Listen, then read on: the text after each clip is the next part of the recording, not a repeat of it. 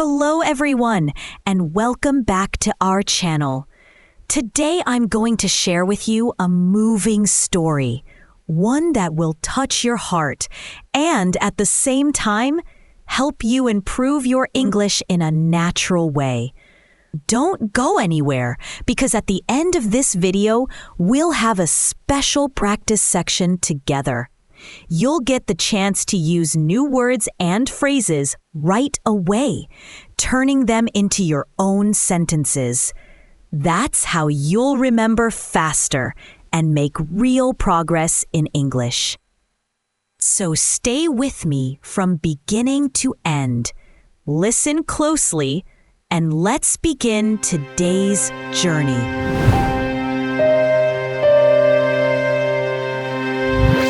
My name is Isabella, and I am 62 years old. I live alone in a small house by the coast of Bahia, Brazil.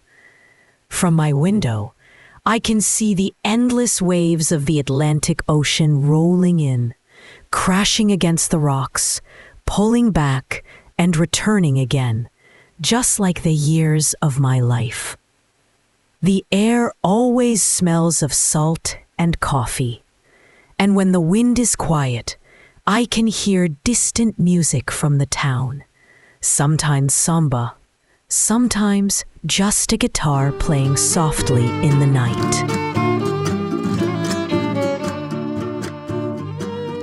This house has been mine for as long as I can remember. My parents built it when I was a child, and later I raised my own family here. Every wall carries a memory. Some still echo with laughter, others with silence too heavy to describe. My husband, Rafael, passed away more than a decade ago. He was a fisherman, strong, kind, with hands that smelled of sea and wood. After his death, this house became emptier, larger, lonelier. I spend my mornings cleaning, watering the small hibiscus plants he once loved, and sitting in the kitchen where the tiles are cracked but familiar. I hold on to little things. His old hat still hangs near the door. His rosary rests on the nightstand. Sometimes I press it to my lips and whisper prayers, not only for him, but also for our son. My son's name is Adrian. He left Brazil when he was 20 years old, chasing a dream of studying in the United States. He was so full of ambition and promise. I remember his words, "Mom, I'll come back for you, don't worry." But that was long ago. Adrian built a life far away. He works in engineering. He has a wife, 2 little children, grandchildren I have only seen in pictures on a screen. At first, Adrian used to call me. He sent postcards from different cities, and sometimes he mailed photographs of his new life abroad. I would sit with the phone in my hands, smiling at the sound of his voice, even if it lasted only a minute. But slowly, the calls became fewer. The postcards stopped arriving, and his voice, it faded, like music drifting farther and farther down a long street, until all you hear is silence. Still, I waited. Every morning, I checked my phone. Every evening, I looked at the same pictures, pretending they were new. I kept all of Adrian's childhood drawings in a box under my bed. Scribbles of boats, suns, and smiling faces. When I opened that box, I wasn't just looking at paper. I was holding pieces of my heart. Tell me, do you know what it feels like to wait for someone who might never return? to sit by the phone hoping, even though you know deep inside that no call is coming. If you have ever waited like that, for a friend, for a lover, for family, you understand me. There are days when the loneliness feels unbearable. The sound of the ocean becomes too loud. The house feels too large. I sit by the window with a cup of strong Brazilian coffee, and I wonder if Adrian ever thinks of me. I wonder if he remembers the smell of pão de queijo baking in the oven, or the way the church bells rang every Sunday morning. Sometimes, when the evenings grow heavy, I whisper to the empty room, "Adrian, my son, where are you?" But no one answers. And then one quiet afternoon, something unusual happened. I was folding laundry when I heard it, a knock on the door. Such a simple sound, but it startled me. Hardly anyone knocks on my door anymore.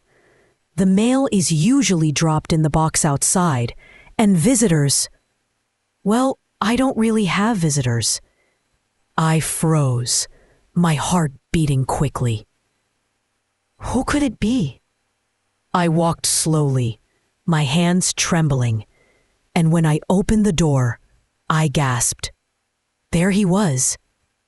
Adrian, my son, stood before me, a suitcase at his side.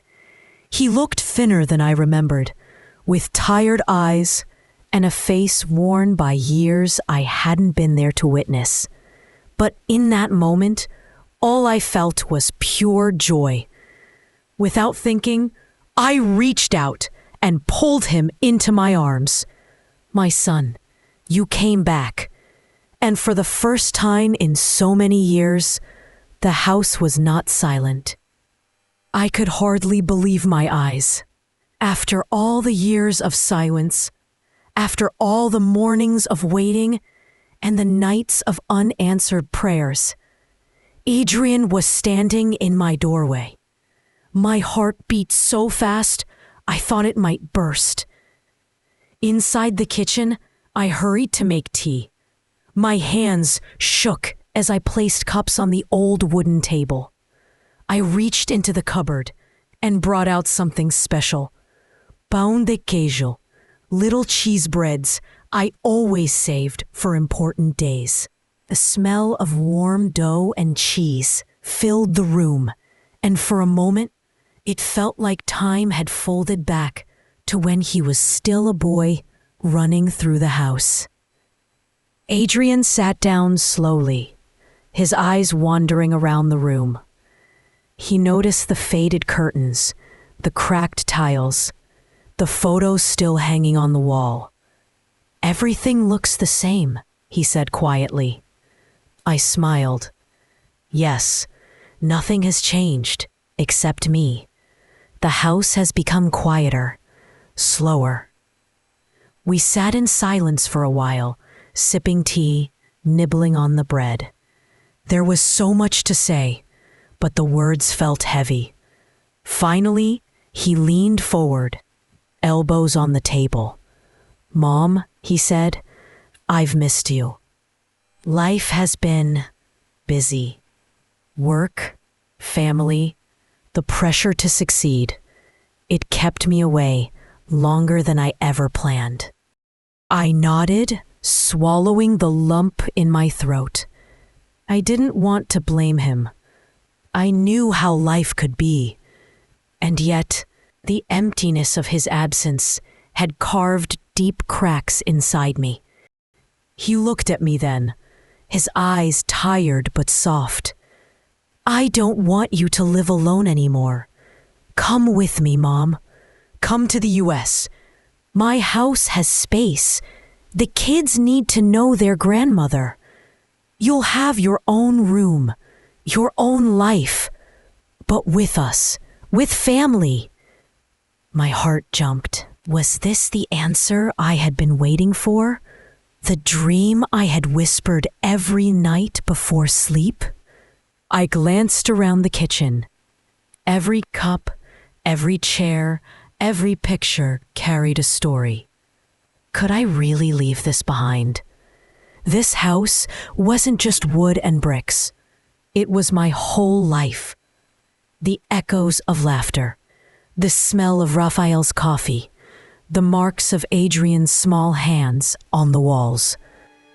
Everything was here. Tell me, if you were me, what would you choose? Would you hold on to the memories inside these walls? Or would you follow the chance to be close to your only son again? That night, I lay awake in my bed, staring at the ceiling. I remembered the day I first brought Adrian home from the hospital.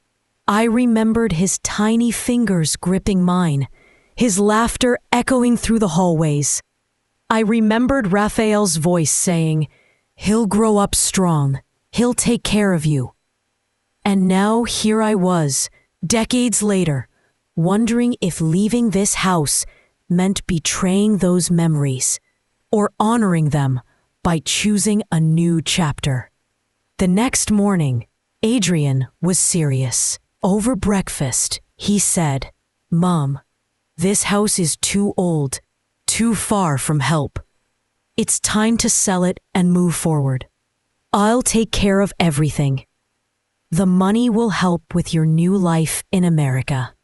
I hesitated. "Are you sure?" He smiled gently. "It's the right thing for both of us."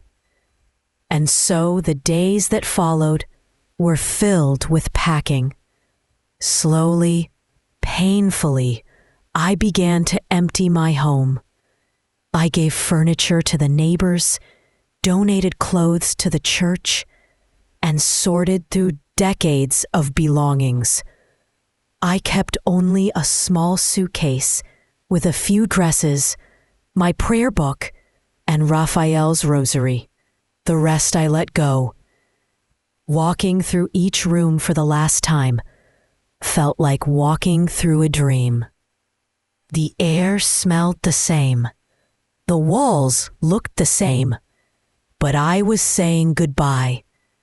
I kissed the doorway gently, whispering a soft farewell to my husband, to my past. Have you ever had to leave behind a place that carried your whole life? It feels like tearing a piece of your soul away. But I told myself, love is stronger than walls. Love is stronger than silence. If leaving this house meant being close to Adrian again, then I would do it. Adrian took me into town to sign papers. My hands trembled as I signed away the only home I had ever known. The house was sold, the money transferred, just like that. The story of my past closed its doors. And then we were on our way to Sao Paulo. The city was loud, busy, alive with people rushing everywhere. Skyscrapers rose above us, cars honked, and street vendors called out their sales of pão de mel and roasted peanuts. I clutched my suitcase tightly, trying to steady my heart. At the airport, everything felt overwhelming. The screens flashing departure times, the rolling suitcases, the voices in Portuguese and English mixing together. But through it all, I reminded myself, I was not alone anymore. My son was with me. Adrian looked at me, touched my shoulder, and said, "Mom, wait here. The gate is far. I'll get a wheelchair for you. I'll be right back." I nodded, trusting him. I watched him walk away, suitcase in hand, disappearing into the crowd. My heart felt calm, even excited. This was the beginning of something new.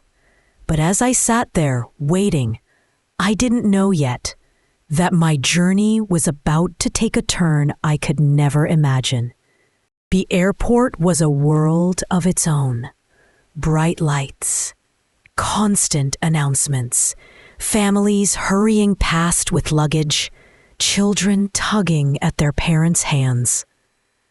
I sat quietly in the waiting area, clutching my small suitcase, Raphael's rosary tucked safely inside.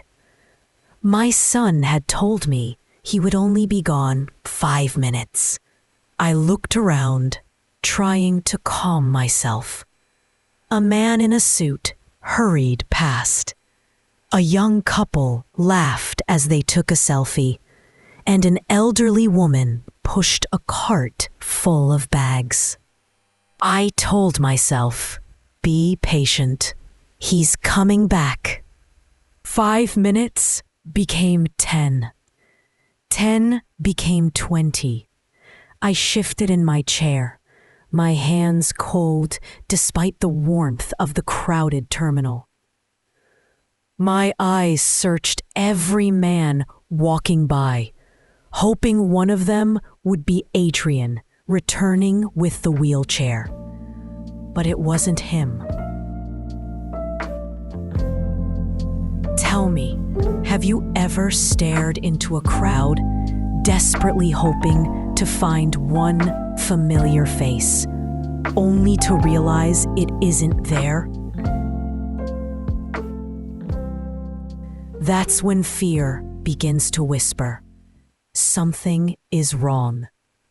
At 30 minutes, I stood up and approached the counter. My voice shook as I asked the young woman working there, "Excuse me, have you seen my son? He said he was getting a wheelchair." She frowned and shook her head. "No one has asked for a wheelchair recently, ma'am." Her words hit me harder than I expected. I sat down again, clutching my bag tightly.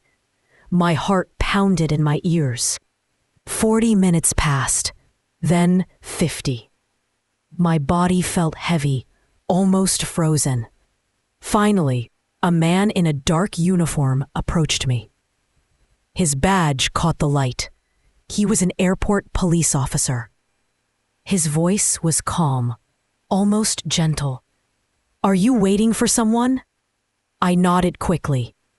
"Yes, my son. He went to get a wheelchair. He should have been back by now."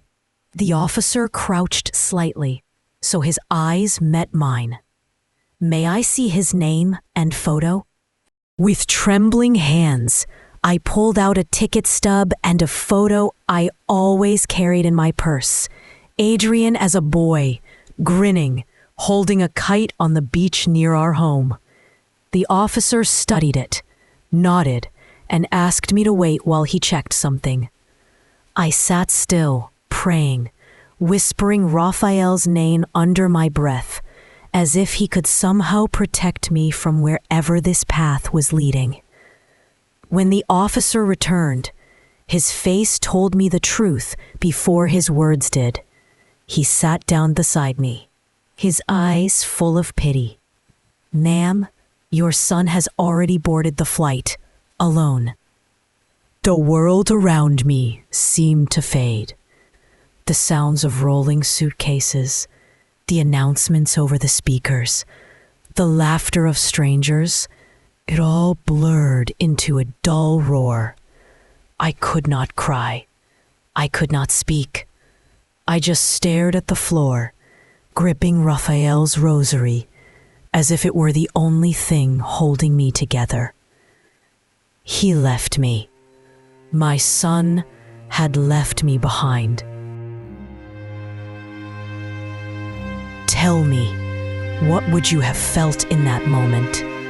Anger, shock, or the kind of pain so so deep it makes you silent, because no words could ever carry it. The officer stayed with me, his presence steady. He didn't rush me, didn't fill the silence with empty words. He just sat there, watching as my hands trembled in my lap.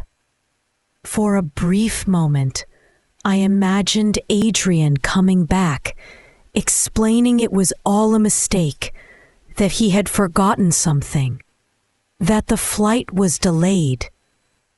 But deep down, I already knew the truth. Everything was gone. My home had been sold, my savings transferred. All I had left was a small suitcase and a rosary. No money, no family, no place to return to. I whispered softly, more to myself than to the officer. He promised me. He said I wouldn't be alone anymore. The officer nodded slowly. "I'm very sorry, ma'am." The noise of the airport grew louder in my ears. Families reunited with hugs, friends shouted greetings, children cried impatiently. And I, an old woman, sat invisible, abandoned in the middle of it all. The officer spoke again, gently. "Do you have anyone to call?" I shook my head. "No, there's no one." He paused, then stood up. "Come with me. You can't stay here. Let me take you somewhere safe." I hesitated. My whole life, I had been careful. He picked up my suitcase and walked beside me. I felt embarrassed, walking through the busy airport like a lost child, guided by a stranger in uniform. People rushed past with boarding passes, snapping photos, grabbing coffee before their flights. And there I was, homeless, abandoned, holding on to the last piece of faith I had. Outside, the air smelled of car exhaust and rain. The officer opened the door of a modest car and helped me inside. "It's a short drive," he said. "My name is Lucas. My wife, Marina, is at home. We'll take care of you tonight." I turned to the window, tears blurring the neon lights of Sao Paulo's endless traffic. My son had betrayed me. My life as I knew it was over. But in that moment, I didn't yet realize that another story, an unexpected one, was just beginning. Lucas drove us through the crowded streets of Sao Paulo. The headlights of endless cars flickered like restless stars, and neon signs lit up the night. I sat in the passenger seat, my hands clutching my small suitcase, my eyes lost in the blur of movement outside. "My wife, Marina, will understand," Lucas said quietly. "You'll be safe with us tonight." I didn't answer. My voice felt trapped inside my chest. When we arrived, a small house stood waiting, with a balcony filled with potted plants. Marina opened the door before Lucas could knock. She looked surprised, but not unkind. Without hesitation, she guided me inside, took my coat, and wrapped a warm blanket around my shoulders. She placed a cup of hot tea in my hands. Real tea, not from a machine. "Please," she said softly, Rest. You're safe here. For the first time since the airport, my hands stopped shaking. That night, they gave me the guest room. Clean towels, a warm bed, even a little plant on the windowsill. I lay awake, staring at the ceiling, thinking of Adrian already flying high above the ocean. I wondered, did he plan everything from the start? Did he ever truly intend to take me with him? Tell me, if you were me, would you hold on to anger, or would you search for some reason to forgive?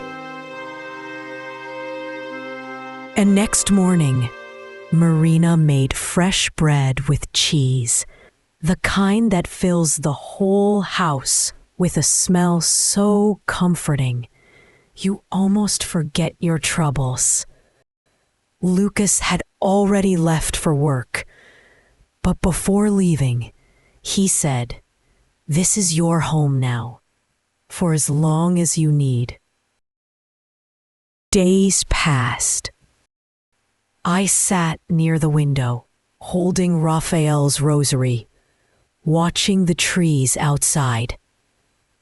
I kept asking myself, what did I do wrong? Why wasn't I enough? But Lucas and Marina treated me not as a guest, but as family. Lucas would come home each evening with something small for me. A fruit, a hairbrush, a puzzle book. Marina included me in her routines, folding laundry together, baking cakes, walking to the market. They didn't demand, didn't push. They simply gave kindness.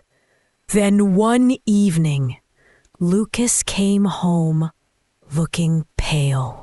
He placed his bag down slowly, his eyes heavy with something unsaid. Marina noticed immediately. "What is it?" she asked. Lucas lowered his voice, but I could still hear from the hall. "Flight 782. It crashed. No survivors." The world stopped.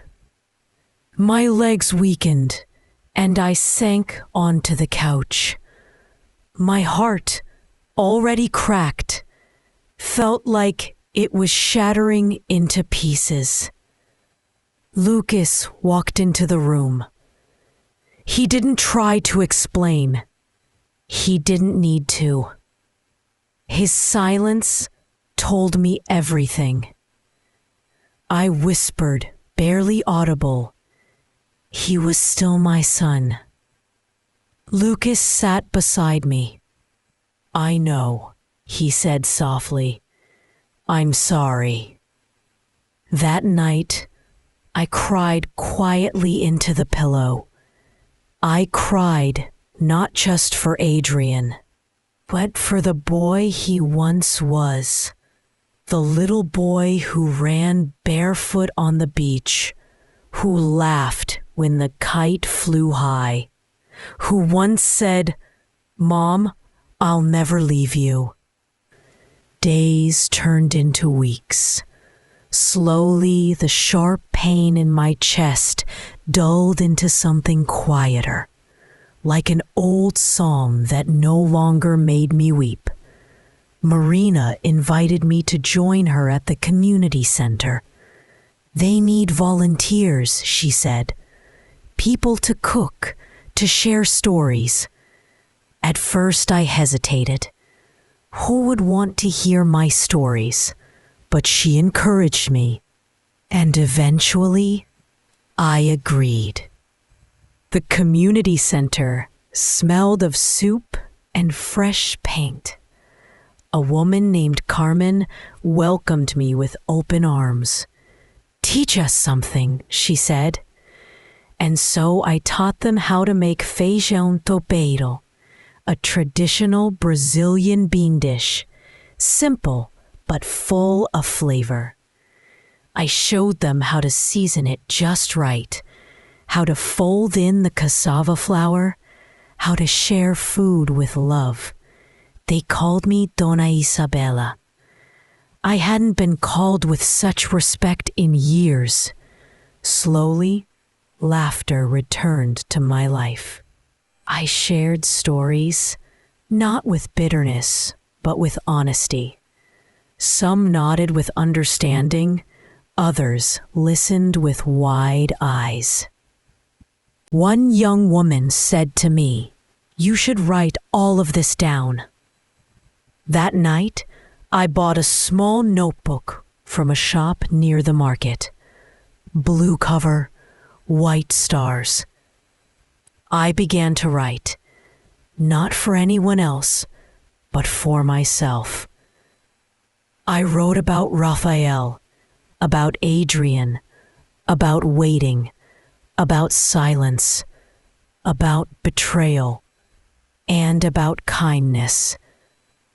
Each page lifted a little weight off my chest. Lucas found the notebook once, left open on the table. He didn't read it.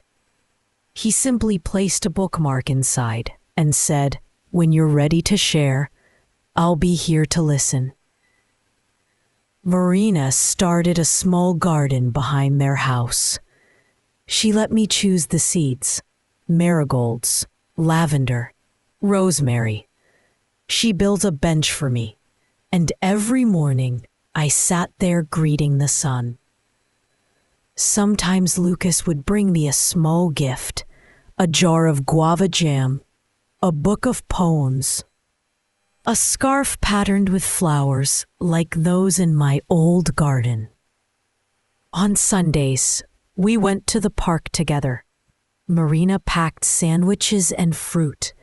Lucas carried a thermos of coffee, and we sat on a bench watching families play.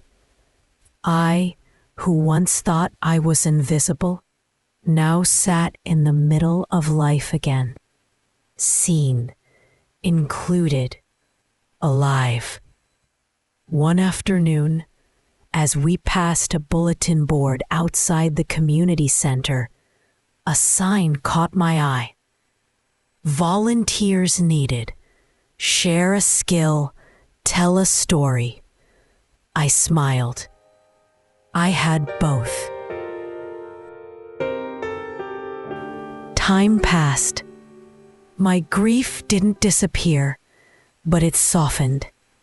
When I looked at Adrian's childhood photo on the nightstand, I no longer asked why. I whispered, "I hope you found peace." One evening at dinner, Marina asked me, "Do you ever wonder what life would be if Adrian had never left?" I thought for a moment. "If he hadn't left," I said, "I would never have come here. I would never have met you. I would never have learned that family isn't always made of blood.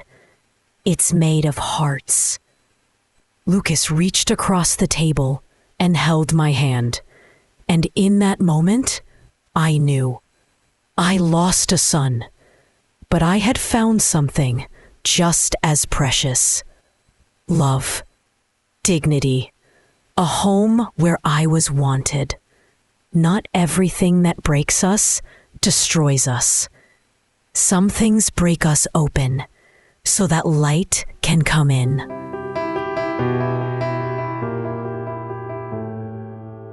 Thank you for staying with us through Isabella's story. It was heartbreaking, but also full of hope. Stories like this don't just touch our emotions. They also help us notice powerful English words and expressions. Let's take a closer look together. Language takeaway. Let's take a moment to notice some of the powerful words and expressions from Isabella's story. These are words that carry a lot of emotion, and you'll hear them often in English. The first one is startle. When something startles you, it surprises you suddenly, almost like a shock. In the story, Isabella said, "Such a simple sound, but it startled me." You might hear it in daily life too. The dog barked loudly and startled the baby. Or, I was startled when someone tapped me on the shoulder in the dark. Next is tremble. To tremble means your body is shaking, usually because of fear, nervousness, or even strong emotion. In the story, her hands were trembling as she opened the door. You might hear, his voice was trembling when he gave the speech, or she was trembling with excitement before the performance. Another strong word is gasp. To gasp means to take in a quick, sharp breath, usually because you are shocked or amazed. In the story, she gasped when she saw Adrian at the door. In everyday English, the crowd gasped when the magician disappeared. Or she gasped at the price of the dress. It was too high. Then we have the phrase, time had folded back. This is a poetic way to say it felt like the past had returned, like memories were alive again. In daily speech, you might say, "When I smelled that perfume, it felt like time had folded back to my childhood." Or, visiting my old school was like time folding back 20 years. Another expression is swallowing the lump in my throat. This means you are trying not to cry, holding back tears. For example, he gave a speech at his father's funeral, swallowing the lump in his throat. Or she smiled bravely, but I could see her swallowing a lump in her throat. Now, let's look at betray and betrayal. To betray means to break someone's trust. Betrayal is the noun, the act of being betrayed. In the story, Adrian betrayed his mother's trust. In real life, she felt betrayed when her friend shared her secret. Or, lying to someone you love can feel like a betrayal. Another word is hesitate or hesitation. To hesitate is to pause before doing something because you feel unsure. Hesitation is the noun form. For example, she hesitated before opening the letter. Or, without hesitation, he jumped into the water to help. We also saw sorted through decades of belongings. To sort through something means to organize or go through items, usually carefully. In the story, she sorted through her old belongings when leaving her house. Everyday English examples. I spent the afternoon sorting through my closet to find clothes I no longer wear. Or, she spent the afternoon sorting through her emails. The word rosary appeared too. A rosary is a string of beads used in prayer, especially in the Catholic tradition. You can say, she prayed the rosary every night before bed. Or, the old rosary belonged to her grandmother. Another emotional verb is clutch. To clutch means to hold something tightly, often in fear or desperation. In the story, she clutched her suitcase at the airport. In daily life, the child clutched his mother's hand in the crowd. Or, she clutched the letter to her chest. The word frown means to bring your eyebrows together, to show worry, confusion, or unhappiness. For example, he frowned when he didn't understand the math problem, or she frowned at the strange smell.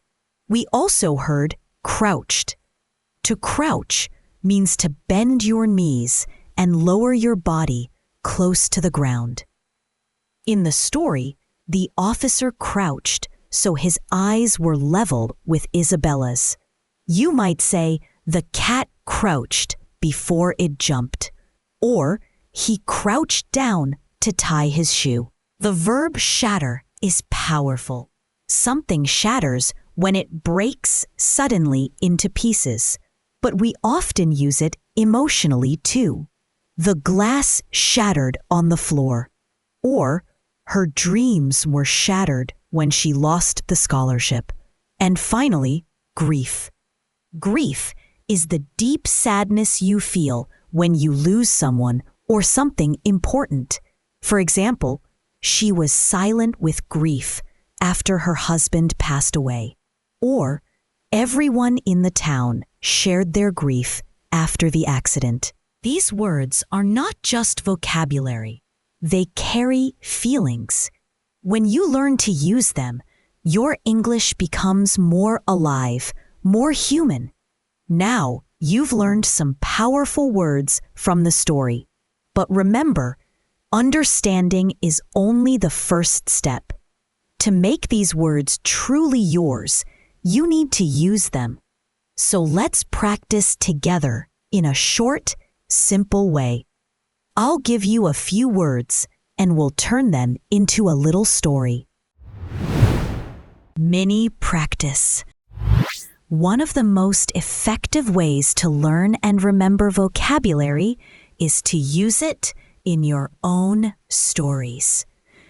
When you take just 5 words and weave them into a short story of 3 or 4 sentences, those words stop being just vocabulary. They become part of your memory and part of your English. Let's try this method together. Let's begin with 5 words. Startled, clutch, suitcase, waiting, and kindness. Here's the short story we can make with them. She was startled by the announcement at the airport. She clutched her small suitcase tightly, not knowing what to do. After waiting alone for hours, she finally found kindness in a stranger who helped her. Now, take a deep breath and repeat after me, 1 line at a time. She was startled by the announcement at the airport. She clutched her small suitcase tightly, not knowing what to do. After waiting alone for hours, she finally found kindness in a stranger who helped her. Great job! Now let's try another set of 5 words. Grief, promise, betrayal, evening, and hope. Here's how they can come together in a story. It was a quiet evening, and grief still weighed on her heart. She thought about the promise they had shared long ago. Even after the betrayal, she found a small spark of hope to keep moving forward. Once again, repeat each line with me, slowly and clearly. It was a quiet evening, and grief still weighed on her heart. She thought about the promise they had shared long ago. Even after the betrayal, she found a small spark of hope to keep moving forward. Excellent work. You see, when you practice like this, the words are no longer isolated. They're connected to emotions, to images, to meaning. That makes them unforgettable. Now it's your turn. Choose 5 words, maybe from today's story or from your own English notebook, and write a short story of 3 or 4 sentences. Say it out loud. Practice it again tomorrow. The more often you do this, the faster your English will grow stronger and more natural. And now, I'd love to hear from you. If this story touched your heart or helped you learn something new, leave a comment below. It can be simple, like, "This story gave me hope." Or you can write your own practice sentences using today's vocabulary. Don't forget to subscribe to our channel, like this video, and share it with friends who are also learning English. Your support means so much, and it helps us keep bringing you more stories and lessons. Thank you for being here with me today. Keep practicing, keep growing, and I'll see you in the next video. Bye for now.